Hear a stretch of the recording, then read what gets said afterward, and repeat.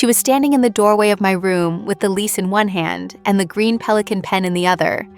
I was 26, a paper conservator at the Salzburg Museum who had been living for 11 months in an old walnut-floored upstairs apartment in the conservatory's residential townhouse, paying half-market rent and a kind of careful, quiet rent on top of that.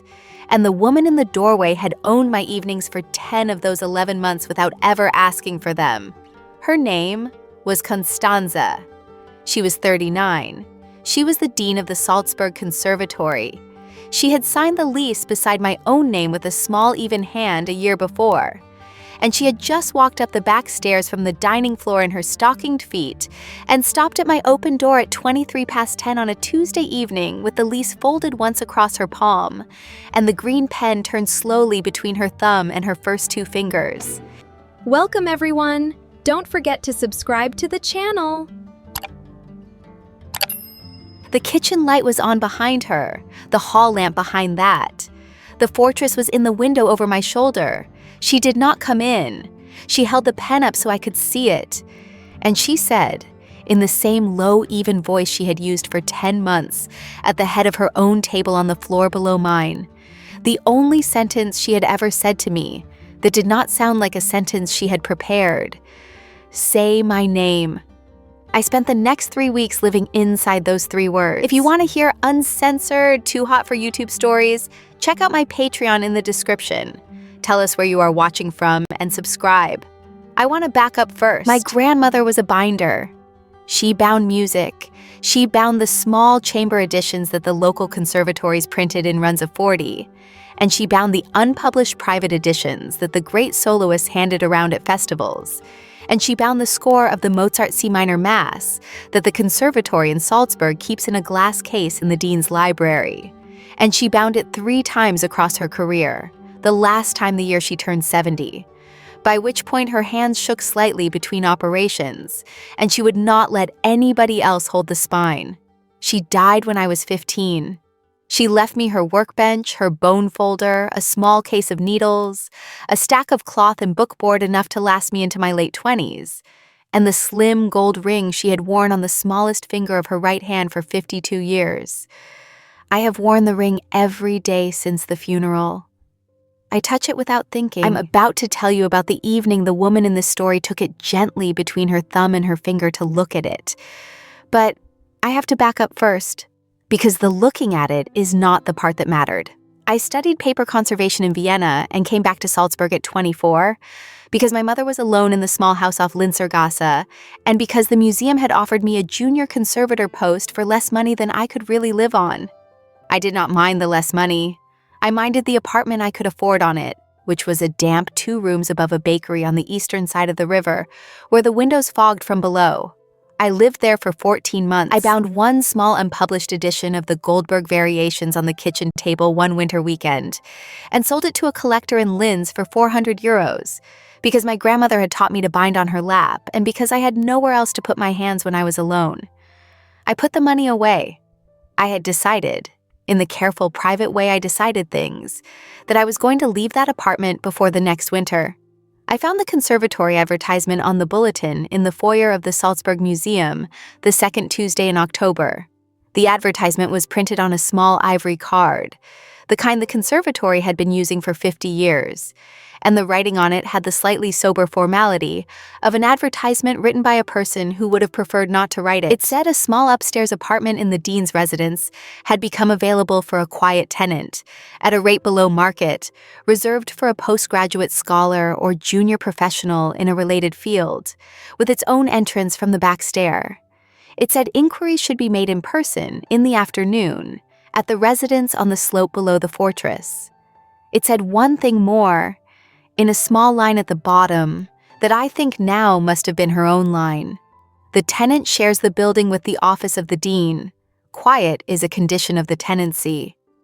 I stood in the foyer of the museum for a long time reading that line. I read it 3 times. The honest part of me knew, before the careful part of me caught up, that I was going to put on my coat at 5 and walk up the slope to the residence with my notebook in my hand and my grandmother's ring on the smallest finger of my right hand, and a sentence, half prepared, about why I would be a quiet tenant, and that I would say the half-prepared sentence to whoever opened the door, and that I would not be the same junior conservator at the end of the conversation that I had been at the start of it. I want to be honest about that. I walked up the slope at 4:45. The conservatory's residence is an old 4-floor townhouse the foundation has held since 1903, on a steep, narrow lane that turns once and then turns again, before the fortress wall, with a small wrought iron gate and a brass plate on the gatepost that says only Conservatorium in a single line of capitals. I have walked past that gate maybe 200 times in my life. I had never gone in. I rang the bell. I waited under the lamp. I rehearsed the half-prepared sentence in my head, and I lost the second clause of it twice. The door was opened by a woman in her late 50s in a wool cardigan and small pearl earrings, with reading glasses pushed up on her hair. Her name was Pia. She has been the housekeeper of the residence for 31 years across 3 deans. And she has stayed because she is the one woman in the building who can find any document in the office in under 60 seconds without disturbing the order of any other document. Pia looked at me for one careful second and opened the door wider and said, in the voice she uses for the people she has already decided about, "Come in out of the cold. The dean will be a few minutes. Sit by the stove." I sat by the stove. The hallway smelled of old paper and beeswax and cold roses. There was a small iron stove with a glass front in an alcove off the entry hall, a low oxblood leather bench in front of it, and a single low table with an open visitor's book. I did not write in the visitor's book. I sat with my knees together and my notebook unopened on my lap, and I looked at the long carpet runner along the entry hall, repaired 3 times along one edge by somebody who knew exactly what they were doing. She came out of the library at 5:11. I am exact about the time because there was a long clock on the wall opposite the stove, and I had been watching it. The door opened, and a woman in a gray wool dress and a slim leather belt and an old steel watch on her left wrist crossed the hall to me, with the quiet professional movement of a person who has been crossing rooms to candidates her entire career. Her hair was pulled back in a low knot. She had no rings on her hands. The only piece of jewelry on her person was the watch. She wore reading glasses on a fine chain around her neck. She held a slim dark green fountain pen, a Pelikan, the old kind with the smoke gray window, between her right thumb and her first 2 fingers, the way certain people hold a pen when they have not finished the thought it has been writing. She said, "Frau, please come in." I gave her my name. She said it back once, the way you say a name when you are committing it to memory, the way you commit a piece of music to memory, by hearing it once aloud in your own voice, and not before. She did not offer her hand. She turned and went back across the hall, and I stood and I followed her into the library. The library is the front room of the residence, 2 tall windows half-shuttered against the early evening, a long walnut desk, a green velvet reading chair by a small stove with a brass kettle on it, books to the ceiling on the left, music to the ceiling on the right. She crossed to the walnut desk. She did not sit behind it. She stood beside it, one hand on the back of the chair she was not sitting in, and she invited me to sit in the green velvet reading chair, and she said, "I have read your application. Tell me, in your own words, why you have applied to this tenancy, and not to one of the more comfortable apartments on the river you could probably afford on a junior conservator's salary." I did not know I had been about to lie until she said it. I had a small, careful answer prepared about the cost and the quiet and the dean's residence's reputation for academic tenants. And I heard myself open my mouth around the careful answer, and then I heard myself stop, and I heard myself say the real answer instead, because she had asked the question with the kind of patience that makes a lie embarrassing. I said, "I am 26. My grandmother bound music for half a century. My mother lives alone 6 minutes from this gate. I work 2 streets down at the museum.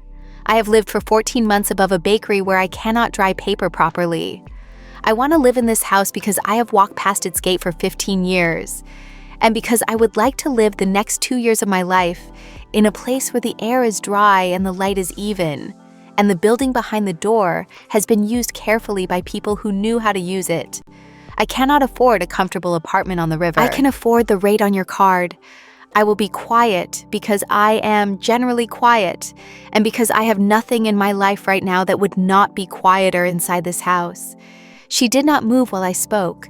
The pen did not move between her fingers. When I finished, she looked at me for one full breath, and then she walked to the writing table by the window, and she set the lease down on it, and she opened it to the second page, and she said, without looking up, "Then we will not waste each other's time. The lease is for 2 years. The rent is what the card said. I want one thing more in writing than the standard tenancy, which I will explain. You have a separate entrance from the back stair. The kitchen on the ground floor is mine. The library is mine. The hall is shared. The upstairs floor is yours. You will not bring noise into the building. You will not bring strangers up the back stair after 10 o'clock. You will not knock on the library door unless I have asked you to knock on it. Pia will leave the bread for you on the back step on Tuesdays and Fridays. I will not knock on your door. If I need you, I will send word with Pia. Do you accept these terms?" I said yes. She handed me the green pen. The barrel of it was warm from her hand. I signed below her signature on the second page. My grandmother's ring caught the lamp once on the downstroke of the last letter of my surname. I noticed. She noticed that I noticed. She said, "Welcome to the residence. Pia will give you the keys." She did not shake my hand. She closed the lease. She put the pen back in the pen rest. She walked me to the door of the library. At the door, she paused with her hand at the latch, and she said the only sentence she said that afternoon that was not a sentence she had prepared. She said, "I am Frau von Leven to the conservatory. I am the dean to the staff. In this house, you may call me by either, but you will not call me by my first name until you have a reason to, which you do not have today." I said, "Yes, Frau von Leven." She said, "Good." That was the entire size of our first conversation. I went home to the apartment above the bakery, and I packed in 3 days, and I moved up the slope on a Saturday in late October with a small van and 2 friends from the museum, and a bone folder in my coat pocket like a charm. And I unpacked into the upstairs apartment of the dean's residence on the slope below the Hohensalzburg fortress. And I lived in that house for 11 months. Before the Tuesday evening, she stood at my open door at 23 past 10 with the green pen between her fingers. I want to tell you what those 11 months were because the 3 weeks that came after them did not come out of nothing. They came out of the careful long shape of the 11 months. The upstairs apartment is a single long room with a low ceiling, a walnut floor sanded twice in 80 years, and not once more. A small kitchen alcove at one end with a 2-ring hob and a deep porcelain sink under a window. A single bed in a wooden frame against the long wall. My grandmother's workbench moved against the opposite wall under the dormer, and a wide walnut writing desk older than the rest of the building. The window over the workbench looks down on the back garden and on the kitchen window of the floor below. I learned the rhythm of her kitchen window in the first week. She made coffee at 27 past 6 every morning. The kettle steamed against the glass for the time it took to count to 40. She set the kettle back on the hob without putting the lid back on it. She ate 1 slice of dark bread with butter at the small kitchen table and read a single page of something I could not see from above. I did not lean to look. I had a small policy from the first week that I would not lean. Pia came up the back stair on the first Tuesday with the bread on a wooden board, a clean cloth folded over it, a small pot of butter beside. She did not knock. She left the board on the top step. I came out at lunchtime and understood, in the careful way I understood things, that this was the rhythm Pia had been keeping for 31 years across 3 deans, and that I had been added to it without ceremony. The cloth was Pia's department. The kitchen was the dean's. The hall was shared. The upstairs was mine. I learned the geometry by living in it. I did not speak to her for the first 8 days. I saw her once at the back gate at 6 on the 3rd evening, in the navy wool coat she wore for the colder months, on her way out to a concert. She nodded, I nodded. I went back up the stair and worked at my bench on a small restoration for a collector in Munich, and I did not think about her face under the navy collar in the lamp of the gate. I am being honest. I did not think about it. On the 9th day, she sent word with Pia. The word was a small folded note left on the breadboard on the back step at 11 in the morning. The note said, in the same small even hand from the Lease, "If you are at home this evening at 7:30, I would like to introduce you to the building, KVL." I was at home at 7:30. I had been at home at 7:30 for 9 evenings in a row. She came up the back stair at exactly 7:30 in a cream wool cardigan over a soft gray shirt, with the reading glasses on the fine chain around her neck, and the Pelikan pen tucked into the breast pocket of the shirt. She did not come in. She stood on the top step and she said, "I will show you the house." "I should have done this on the day you signed. Please." I followed her down. The tour took 48 minutes. She showed me the back garden first, in the dark, the espalier pair against the south wall, the iron bench at the back. She showed me the kitchen, the small pantry, the pottery cup with the chipped lip that had been her great-aunt's cup, which I was not to use, not because it was precious, but because she was sentimental about which cup she drank her own coffee out of. She showed me the door to the library, and she did not open it. She said, "The library is mine. I would prefer you do not enter unless I have asked you in." She showed me the carpet runner with the 3 patches along one edge, which she had repaired herself, with linen thread and a curved needle, the 3rd year she had been at the conservatory. She walked me up the main stair. She did not show me her own rooms. At the first landing, she said, "The first floor is mine. I would prefer you not on the first floor unless I have asked you to be." She walked me past the closed doors of her own rooms to the back stair and up to my landing, and she said, "The upstairs apartment is yours. The desk is the second dean's desk. The bench is your own bench. I will not knock on your door." I said, "Thank you, Frau von Leven." She said, "You are welcome." She went down the back stair in her stockinged feet. She closed the door at the bottom. I heard the kitchen door close after her. I stood on the top step in my own apartment for a long time. I did not cry. I did not draft a thank you. I sat at the second dean's desk and I opened my notebook and I wrote on the front page in pencil, "She turns the cup handle outward." I had noticed it in the kitchen when she had shown me the cupboard with the cups she said I could use. She had set down the chipped great-aunt's cup on the counter for a moment to point at the upper shelf, and she had set it down so the handle pointed away from her, toward whoever might come in from the hall, toward Pia, toward me, toward the next person. I had noticed that she did this, and I had not noticed that I had noticed it. The way I had noticed 9 years earlier the way my grandmother set down her bone folder so the long edge faced the next operation. That was the first thing I added to the list I was about to keep about her for 11 months. I will tell you the list as the weeks bring them. I will not tell you all of them in one block, because the list is not the story. The list is the shape under the story. The second week, she sent word with Pia again. The note said, in the same small, even hand, "If you are at home this Friday at 6, I would be grateful for the loan of your hands for 1 hour in the library. There is a binding I have been putting off. KVL." She had read my application. She had remembered the binding. She did not say it that way in the note, because she did not have to. I was at home that Friday at 6. I went down the back stair with my bone folder in my coat pocket, and my grandmother's needles in a small leather case in the other pocket, and I knocked on the library door at 6 exactly, and she said, "Come in," in a voice I had not heard yet, the voice she used when she was reading and did not want to lift her head. The binding was a slim conservatory edition of the Schubert Impromptus that had belonged to the first dean and which had been used by him in his teaching for 40 years. The spine had given out at the lower hinge, the sewing was sound, the boards were sound. I sat at the long walnut desk across from her, and I worked on the book for 46 minutes. She did not speak. She marked something on a printed program with the green Pelikan. The fire in the small stove ticked.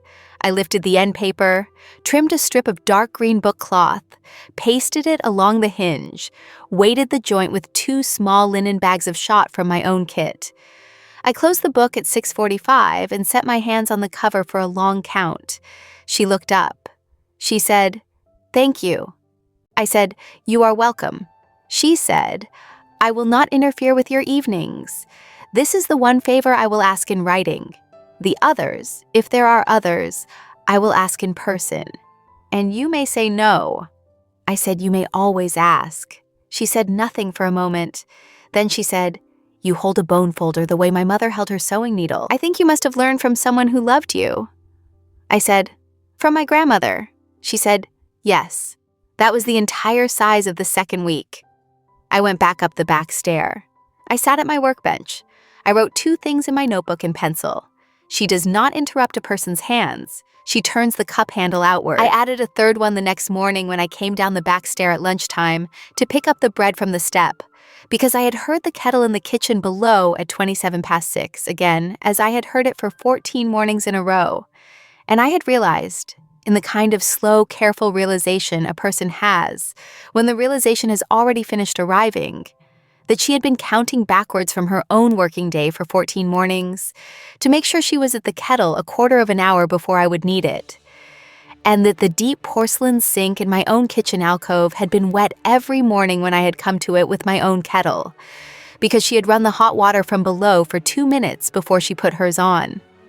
She had been warming the pipes up the spine of the building so that mine did not run cold first thing. I wrote, "She warms the pipes for the upstairs tenant." I did not write her name next to it. I did not call the list a list. I had been a person who kept lists about people since I was 13 years old at my grandmother's bench, where I had learned that you do not understand a binding until you have cataloged, in a list at the front of your notebook, the 11 small habits the binder has that make her bindings hers and not somebody else's. I made one of those lists about everyone whose work I respected. I had not yet admitted to myself that the woman on the floor below me was being cataloged. The third week, she did not come up.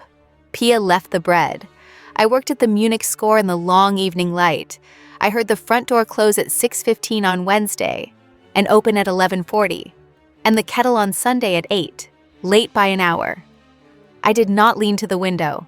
I added 2 things to my list across the week. She did not let the front door slam even when she was in a hurry. And she always took her shoes off at the foot of the main stair, never at the door, because the bottom of the stair was warm from the small stove. The 4th week she came up the back stair again, on a Tuesday at 7:30, with a small folded program in her hand. She did not come in. She said, "There is a concert at the conservatory on Saturday. The Brahms Quintet. There is a seat I am not going to use. You may have it." I said, "I would like." She said, "I will leave the ticket on the breadboard." The ticket was on the board on Friday under the cloth. The seat was in the 3rd row on the right side. The seat next to it was empty for the entire concert. During the slow movement, I cried in the dark in a way I had not cried since I was 15, and my grandmother had been in the small hospital on the south side. And I did not lift my hand from my grandmother's ring the whole movement. The seat next to mine stayed empty. When I came out of the hall, the dean was standing in the lobby, in her navy coat, talking to 2 members of the board. She did not look at me. As I passed, she said, without turning, in the voice she would have used to a member of staff, "Good evening. I hope you had a pleasant concert." She said it for the board. She said it for me. I said, "Thank you, Dean." I walked up the slope in the cold. I sat at the second dean's desk, and I cried for about 3 minutes. Quietly, because I had felt the empty seat next to me as a present a person had given me without asking for it to be opened. I added the 5th thing to the list. I did not call the list a list yet. I wrote, "She gives presents that do not need to be opened. I will tell you the shape of the 11 months. I lived above her from late October to the late September of the following year. I worked at the museum from 8 to 4. I worked at my own bench in the long evenings. I bound 4 private commissions across the year and put the money in the small box at the back of my workbench against the winter and against the small unspoken hope I had not yet allowed myself to name. I went down the back stair into her kitchen perhaps 8 times across the year, always at her invitation, always for a quiet half hour at the table with the cup turned with the handle toward me, always while she had something open in front of her she was working on, and would put aside the moment I came in. I helped her with 3 more bindings in the library, and we did not speak more than 4 sentences in any one evening. We did not speak past 10 o'clock except once. The once was an evening in February. There was a snowfall in the night. The window over my workbench rattled in the wind. I went to put a chair against it the way she had told me to. And as I crossed the room, the chair caught the edge of the writing desk, and the lamp fell against the inkwell, a small French inkwell that had been my grandmother's, half full of a dark blue-black ink. And it turned over and pooled across the top of the second dean's desk before I could get to it. I did not shout. I lifted the inkwell. I wiped what I could with a cloth from the kitchen alcove. The pool had run to the back edge of the desk and dripped over onto the floor.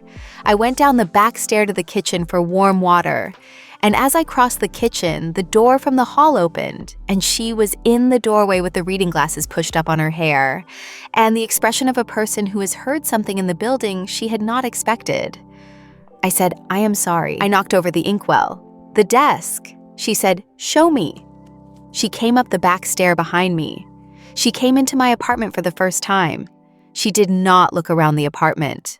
She looked at the desk. She knelt at the corner of it with the warm cloth I gave her, the way a person kneels at the corner of a small wound.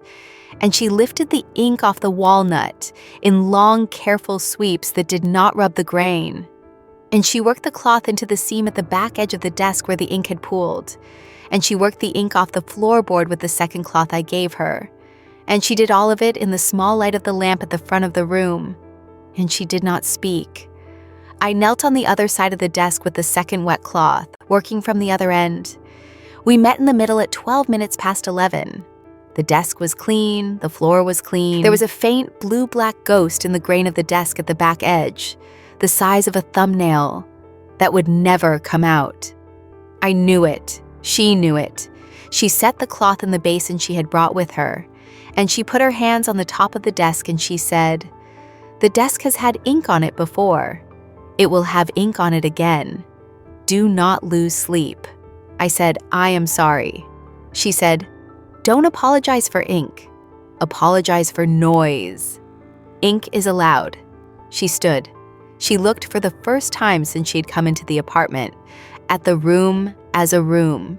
She looked at the workbench under the dormer with the small lamp on the bone folder. She looked at the leather case of needles on the bench. She looked at the small box at the back of the bench. She looked at the bed in the corner with the woolen blanket folded at the foot. She looked at the writing desk with the lamp half-righted on it, and the inkwell back upright at the corner. She looked at the row of small completed bindings on the shelf above the desk. The 4 private commissions of the year, side by side, in their dark cloths. She said, in the voice she had used for the empty seat in the 3rd row, "You have made a workshop of this room." I said, "I am sorry." She said, "Stop apologizing, it is a compliment. The room has wanted to be a workshop for 40 years and none of the previous tenants knew how to give it to it." I said nothing. She said, "Good night, Frau." She went down the back stair. I sat at the desk in the lamp. The ghost of the ink at the back edge of the desk was the size of a thumbnail. It is the size of a thumbnail still. She did not refer to that evening again. She added one thing to her own private list about me, I think, which was that I was a person who would clean ink at midnight without raising my voice. I added 2 things to my list about her. I wrote, "She kneels at the corner of a wound. She does not rub the grain." I want to tell you about Pia in the spring, because Pia is the woman who told me what I had been refusing to tell myself. It was the 3rd week of April. I had been in the residence 6 months. The espalier pear had small white blossoms against the south wall. I was in the kitchen with Pia on a Saturday afternoon. The dean was at a benefit in Munich until Sunday, and Pia had left a note on the breadboard, "Saturday at 4 if you have an hour." I had put on a clean shirt and come down at 4 exactly. Pia poured. She set the cup down with the handle toward me, the way the dean did, the way she had probably taught the dean to do 30 years ago. Pia said, "How are you settling?" I said, "I am settled." Pia said, "I can see that." She looked at me over her own cup for a long, careful moment. Pia is 61. She has worked in this house across 3 deans, and she has earned the right to ask the question she was about to ask, which she asked without raising her voice and without leaning across the table. She said, "Are you in love with her?" I did not answer. I put my cup down. I touched my grandmother's ring on the smallest finger of my right hand. I looked out the kitchen window at the espalier pear with the small white blossoms on the south wall, because I did not trust my face yet to look back at Pia. Pia said, "You don't have to answer me. I have known her for 19 years. She has had 2 tenants in this apartment before you, and both left within the year because she would not eat with them in the kitchen. She kept the rate below market for them and for you. She has not been to a single Christmas dinner since she has been dean. She lives in this house the way a violin lives in its case. I have not seen her change the temperature of a room in 19 years. She has changed the temperature of this room since you have been in this building." I said nothing. I was looking at the pear blossom. Pia said, "I am not telling you to do anything. I am telling you the temperature has changed. I do not know whether she has admitted it to herself yet. I have known her for 19 years. I will tell you what I have learned. She will not be the one to admit it first. She is the woman who waits for the other person to know what they want. You are going to have to be the one who knows." I said, "I have signed a 2-year lease." Pia said, "I know." I drew it up. I said, "Pia." Pia said, "Drink your tea." I drank my tea. When I came back up the back stair at 5:15, I sat at the writing desk in the long, late afternoon light, and I added 2 things to my list. The first thing was, she does not change the temperature of a room. The second thing was, in pencil, with my hand not quite steady, and I will tell you the second thing exactly because it is the only sentence in the list that I added in the past tense. She had been changing it for me. The 4 months after that were the careful long shape of 2 people who had agreed, without agreeing, that they were going to do nothing about what was changing between them, and who were doing it for 2 opposite reasons. She was doing it because the conservatory employed me, because she was 12 years older than me, and because the responsibility for not crossing the line was hers. I was doing it because the lease was for 2 years, and because I had a small superstition that if I named the thing out loud, I would never see her cross the kitchen toward me in stockinged feet again. We were both wrong, in slightly different ways, about what we were protecting. I will tell you the 7 things I added to the list across May and June and July and August, in the order I added them, without comment because the 7 of them are the shape of the 4 months. 1. She listens to me bind at night through the floor. I know because she stops typing when I lift a board. 2. She walks back from the front gate at 6 in the evening on the days when she has come home a little early on purpose. 3. She has worn a different perfume since June, a small change, a linden over the same cedar. 4. She has stopped using the chipped great aunt's cup. She uses the second cup. She uses the cup whose handle does not chip the lip of the cup when you turn it. 5. She has left her reading glasses on the kitchen counter twice. She does not leave her reading glasses anywhere. 6. She has not gone to a single dinner in the city this summer. She has, for the first time in 19 years, stayed at the residence on a Saturday night. 7. She has stopped wearing the watch on her left wrist in the house. She still wears it out. She does not wear it in the kitchen anymore. I added the 7th thing at the end of August. I sat with it for 3 days. I had been keeping the list for 10 months. It was the longest list I had ever made about anyone who was not my grandmother. I made it the night the 7th thing arrived at the bottom of the page. I did not say anything to anyone about it. I bound a small private edition of the Bach Inventions for a collector in Zurich across the first half of September, and I shipped it on the 3rd Friday in September, and I bought a single bottle of black wine on the way home from the post office, the kind the dean kept on the shelf behind the kitchen door, and I set the bottle on the kitchen step at the back at 6 on the Friday evening with no note, because I had decided to give her a present she would not have to open, and she would not have to acknowledge if she did not want to. The bottle was gone at 7. Pia did not take it. I asked Pia casually the next day where it had gone. Pia said, "Oh, she took it up to her own study at 6:15. I said, "Okay." Pia said, "You are not as quiet as you think you are." I said, "Neither is she." Pia said, "No, she isn't. Drink your tea." The Tuesday I was about to tell you about happened 10 days after the bottle. I had been at the museum until 6. I had walked up the slope in the dark from Linzergasse. I had let myself in the back gate. I had gone up the back stair. I had cooked a small, simple dinner in the kitchen alcove. I had eaten at the writing desk. I had cleaned a small set of brushes at the workbench. I had been at the desk again at 10, with the light on, with the long walnut surface clean and warm from the lamp, marking the next step in the planning of a binding I was about to begin for a collector in Geneva. The fortress was in the window over my shoulder, lit by the warm, low light it gets in the second week of October. The house was quiet. The kitchen below me was quiet. I had not heard the kettle since 6. I had not heard her foot on the stairs since 6. I had heard faintly the small click of the library door opening at 9:40. The back stair creaked at 22 past 10. I knew the creak. The fourth step from the top is the one that goes. I did not lift my head from my desk. I waited.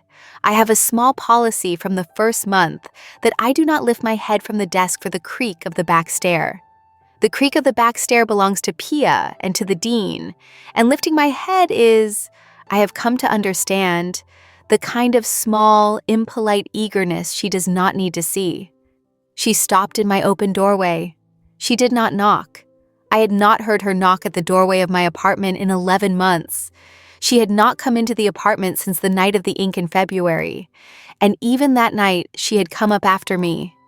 I lifted my head from the desk slowly. She was in a cream wool cardigan, a dark gray shirt under the cardigan, the reading glasses on the fine chain around her neck, and the watch on her left wrist. She was wearing the watch, and her stockinged feet on my walnut floor at the line of the doorway. She had the Lease in her left hand.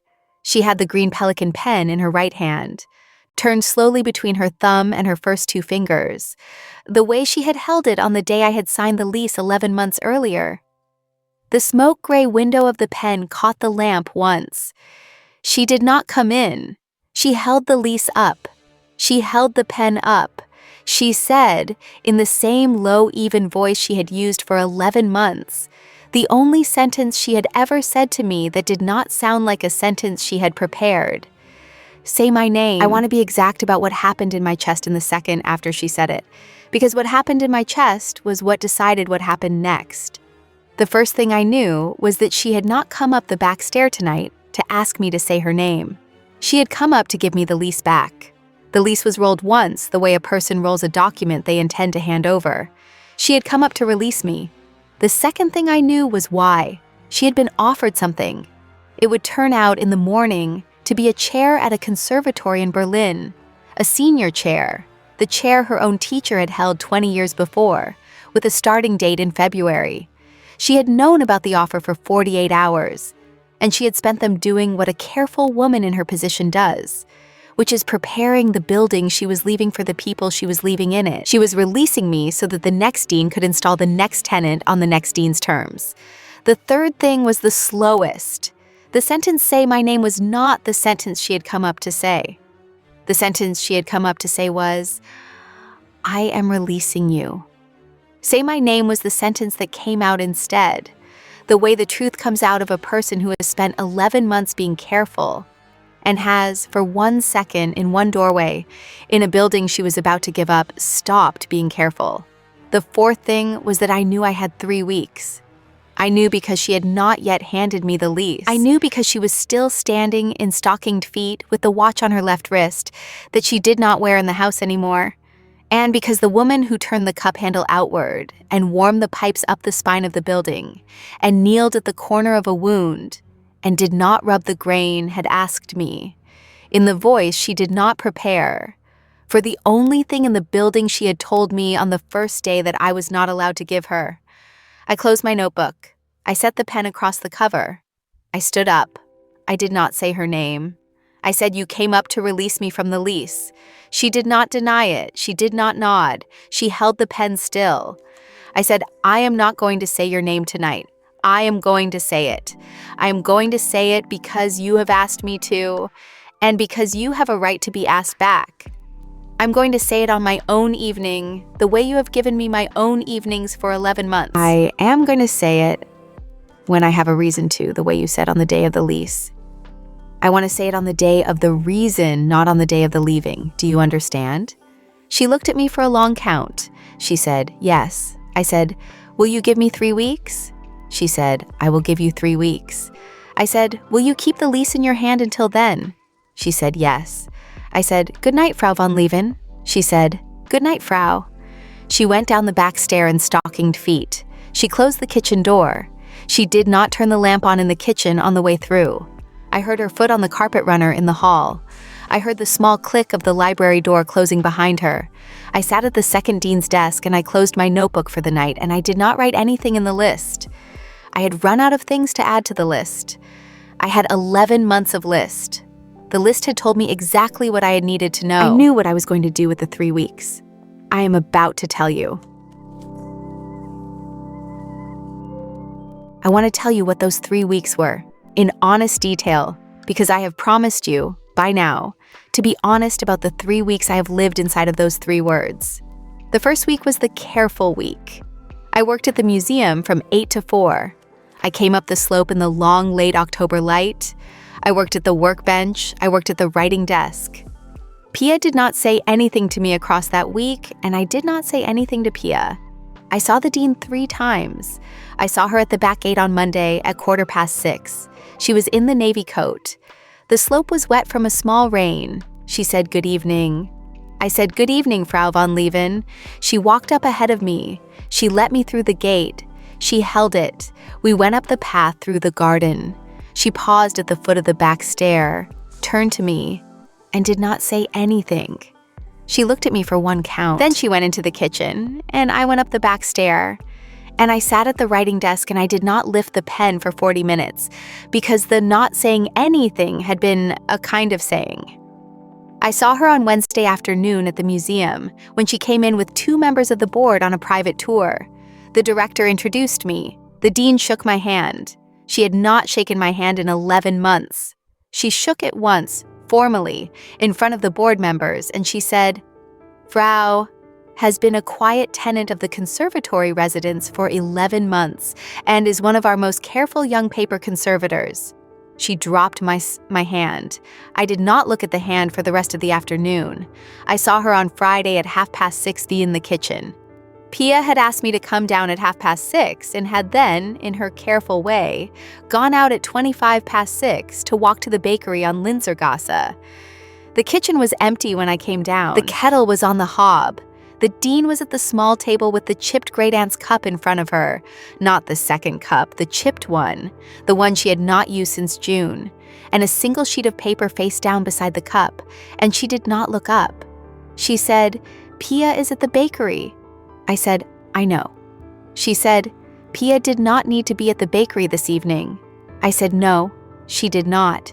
She said, you may sit. I sat. I sat opposite her. The kettle began to make the small sound it makes a minute before it begins to boil.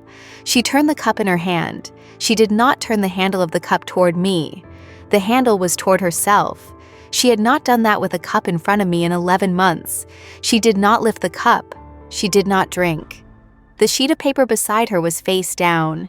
She put 1 finger on the corner of the sheet of paper, and she said, this is the letter from the conservatory in Berlin. I am not going to ask you what to do with it. I am going to tell you what I am going to do with it. I'm going to write back on Sunday. I am going to ask them for an extension of the decision date to the 1st of December. That is the longest extension I can ask for without being impolite. December the 1st will be 3 weeks from the Tuesday in your doorway. I am going to give you the 3 weeks I told you in the doorway I would give you. I am not going to spend the 3 weeks asking you to give me a reason. I am going to spend the 3 weeks doing my work in this building, the way I have done my work in this building for 11 months. I am telling you this in advance because if you do not tell me a reason by the 1st of December, I am going to take the chair in Berlin. I am not going to take it as a punishment. I am going to take it because I have wanted that chair since I was 26 years old, which was the age you are now. I do not want you to make this decision for me. I want you to make the decision you are going to make about your own building. The chair will be there or it will not. The lease is the lease. Do you understand? I said, yes. She said, good. The kettle began to whistle. She did not stand up. I stood up and I took the kettle off the hob and I made her a cup of coffee in the chipped great-aunt's cup that she had let me use because she had been the woman who had let me into the kitchen of the conservatory residence on the day of the lease. And I set the cup down in front of her so the handle of it pointed away from her, outward toward the next person. And I went down the hall in stockinged feet, and I went up the back stair to my apartment. And I sat at the writing desk in the lamp, and I did not write anything in the notebook. That was the first week. The second week was the week of small evenings. She left the library door open one evening. She had never left it open. I came down the back stair at 9:20 on a Wednesday to put a load of damp linen in the drying cupboard off the kitchen. And the library door was open at the end of the long carpet runner. And the dean was at the long walnut desk with a score in front of her. And she did not lift her head. She had been listening for the back stair. She had left the door open knowing I would walk past it. I walked past it. I did not go in. On the way back, I paused at the doorway. I said, "Good night, Frau von Leven." She lifted her head. She said, "Good night." She did not say my name. I went up the back stair. She wore the watch in the house on Thursday morning. She had not worn it in the house since August. She wore it down to the kitchen at 6:27, the way she would have worn it for a guest. And she ate her single slice and went back into her study. And she had worn the watch the whole time, the way a person wears the watch when she wants to be reminded of the time. She was wearing it because she did not give a person 3 weeks lightly, and she wanted to be reminded that the 3 weeks were going. She took her shoes off at the door on Friday. She had not taken her shoes off at the door in 11 months. She had always taken them off at the foot of the main stair. She was changing the shape of the building because the shape of the building was about to change. I saw her at the gate on Saturday evening at 5. She had her bag in her hand. She was on her way to a small private concert at a friend's apartment in the Old Town. She had not gone to a private concert at a friend's apartment in the Old Town in 8 months. She paused at the gate. She did not turn around. She said, in the voice she used for the empty seat in the 3rd row in October the year before, "Will you take the kitchen tonight? I have left the second cup out. The bread is on the board, eat." I said, "Yes." I went down at 6. The second cup was on the counter. The bread was on the board. There was a small note on the kitchen table in her hand. It said, "I will be back at 11. The kettle is yours tonight. KVL." I made a cup of tea. I sat at the kitchen table with the cup in front of me, the handle turned outward, toward the next person, toward her. I did not turn the kitchen lamp on. I read 3 pages of a German edition of an essay by a binder in Hamburg. I washed the cup, dried it, put it back in the cupboard with the handle turned outward. I left the kitchen at 20 to 11. I heard the front door close at 12 past 11. I heard her stop in the kitchen for one count. I heard the door of her study close at 16 past 11. I added the last thing I would ever add to my list. I wrote it in pencil, in a hand that was steady. She has given me the kitchen for an evening. I closed the notebook.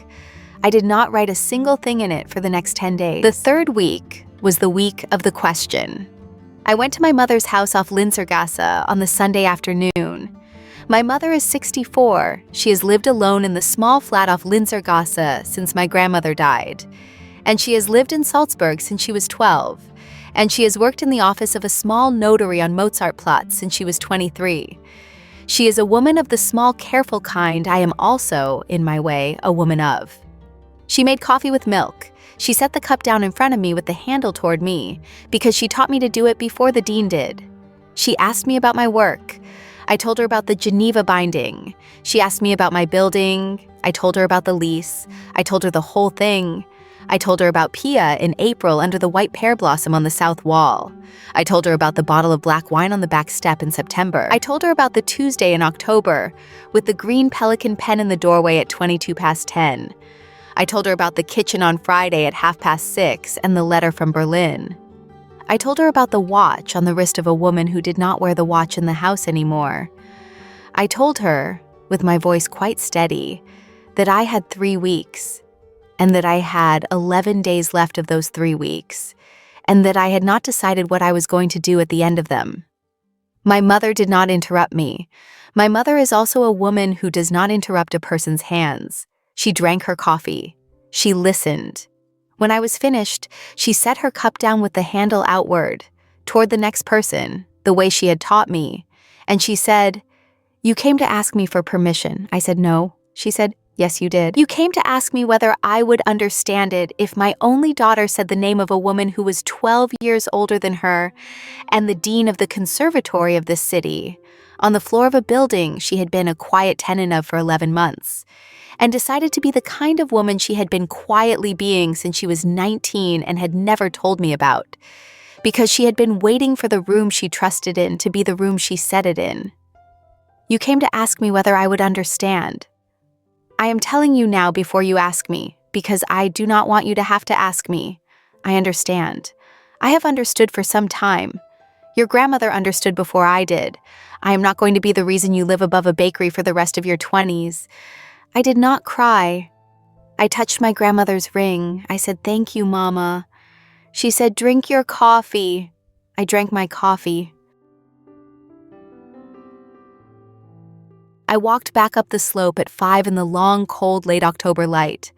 I let myself in the back gate. The dean was at the back garden, kneeling at the espalier pear with a small pair of shears, pruning the new growth before the frost. She had her work coat on. Her hair was down. She had no watch on her wrist. She heard the gate. She did not turn around. She said, in the voice she used for the 3rd year of the carpet runner repair, "I am not going to look up at you. If you are not ready, I do not want to know." I said, "I am ready." She set the shears down on the iron bench. She stood up. She did not turn around. She said, "Then say it where I can hear it." I crossed the small garden to her. I stopped at her left side. She had her right hand against the trunk of the pear. The small white blossoms of April were the small ghosts of where her hand was. The first frost was 3 nights away. I said her name. I said it quietly. In the long, cold, late October light at the back garden of the conservatory residence on the slope below the Hohensalzburg fortress. The way you say a name you have spent 11 months not saying because you have been saving it. I said it once. I said it the way she had said mine on the day of the lease. I said it the way I had heard her say it to herself once in February when she had thought she was alone in the library.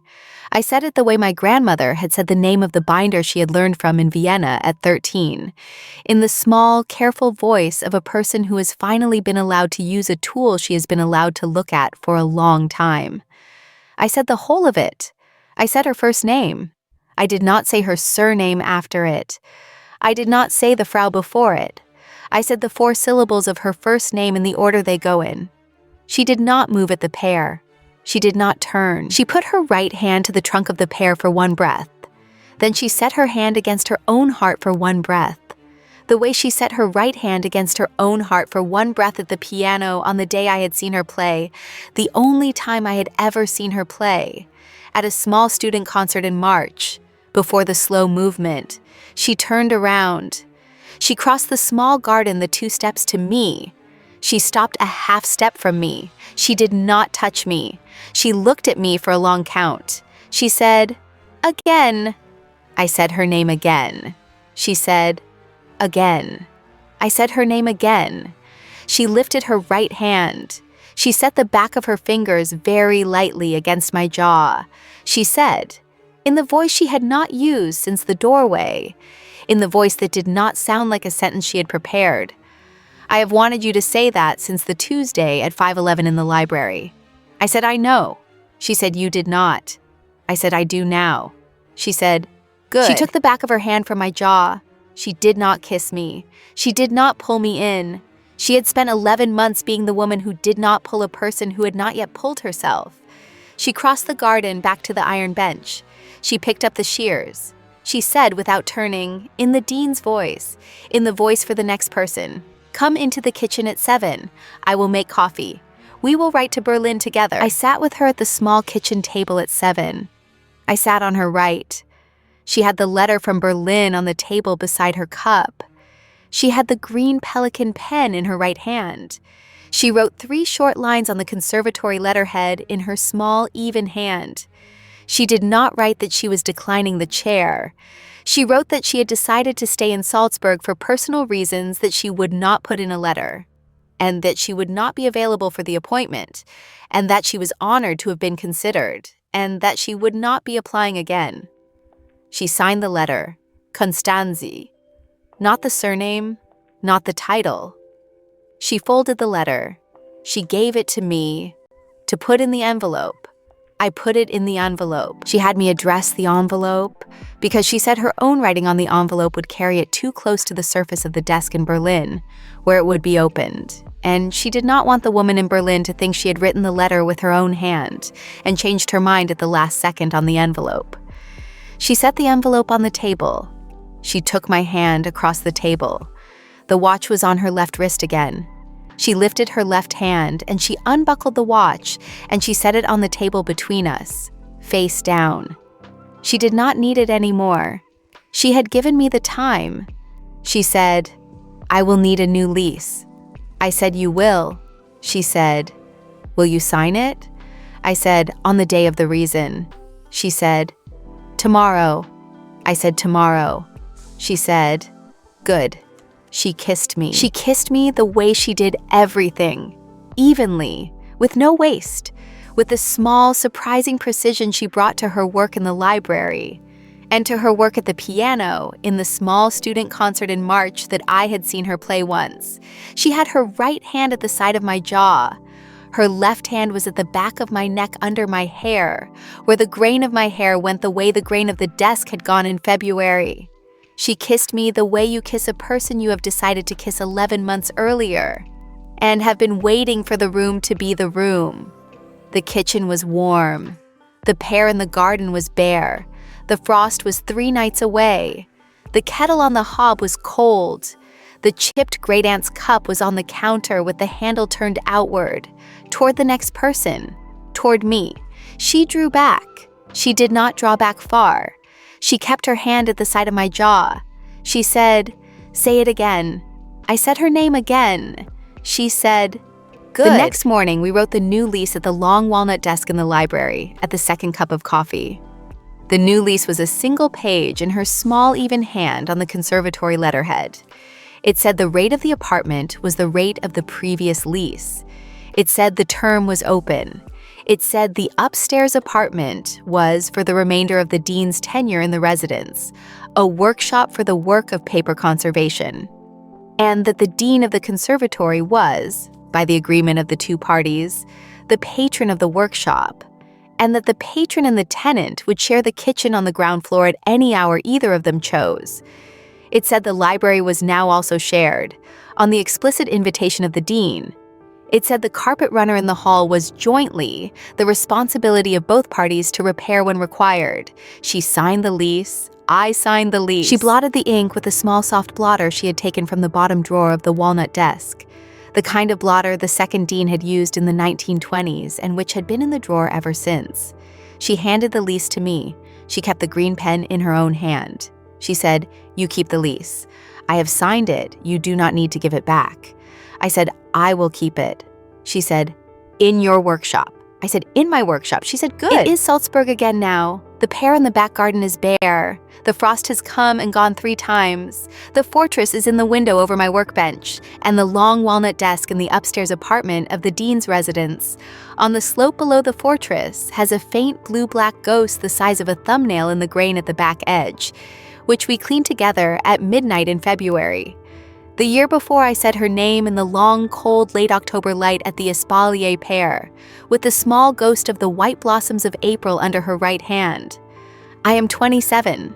I am the paper conservator at the Salzburg Museum. I bind, in the long evenings, the small private commissions a binder of my apprenticeship binds, in the upstairs workshop of the conservatory residence, with the warm, low lamp of the second dean's desk on my hands, and my grandmother's ring on the smallest finger of my right hand, and a single dark green Pelikan fountain pen on the writing desk beside the lamp, which the dean of the conservatory uses when she comes up the back stair in stockinged feet at 10:20 on a Tuesday evening with a printed program in her hand and a small line she would like to mark in the margin of the third movement. She does not knock. I have a small policy from the first month that I do not lift my head from the desk for the creak of the back stair. She stops at the open doorway. She turns the green pen between her thumb and her first 2 fingers. She says my name. I say hers. She comes in.